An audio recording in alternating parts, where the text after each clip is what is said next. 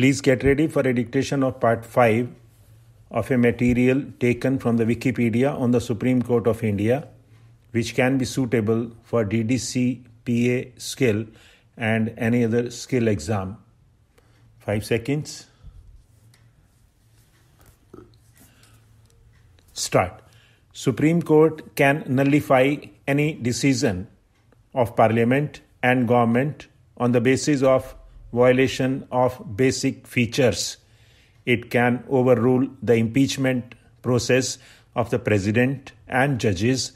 which is passed by the Parliament on the basis of constitutional validity or basic features.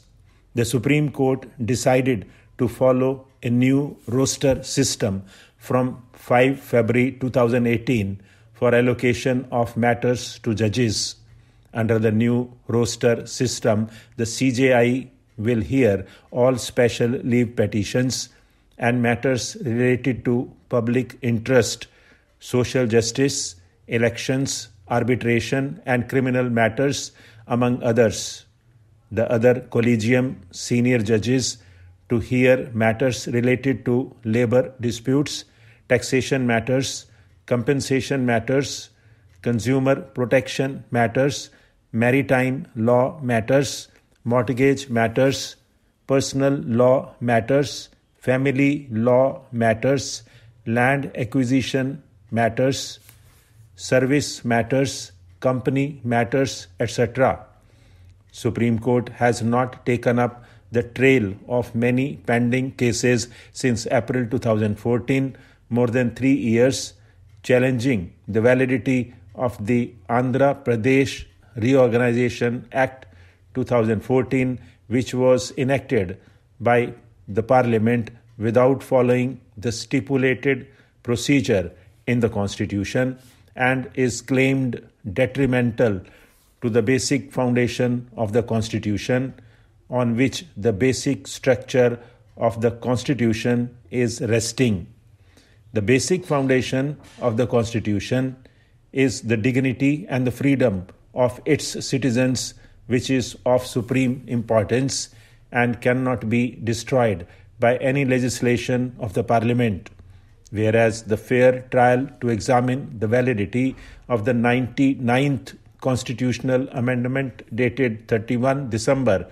2014 to form National Judicial Appointments Commission for the purpose of appointing the judges of the Supreme Court and High Courts was conducted on utmost priority, and Supreme Court delivered its judgment on 16 October 2015 within a year, quashing the constitutional amendment as unconstitutional and ultra-vires, stating the said amendment is interfering with the independence of the judiciary. Disposal of the various petitions filed against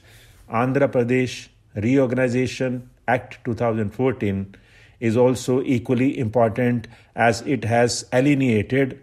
the basic rights of a vast section of Indian citizens and also against federal character of the Constitution, which is part of the basic structure of the Constitution. Supreme Court is also wasting its valuable time by not taking up the case in toto, but conducted a piecemeal trail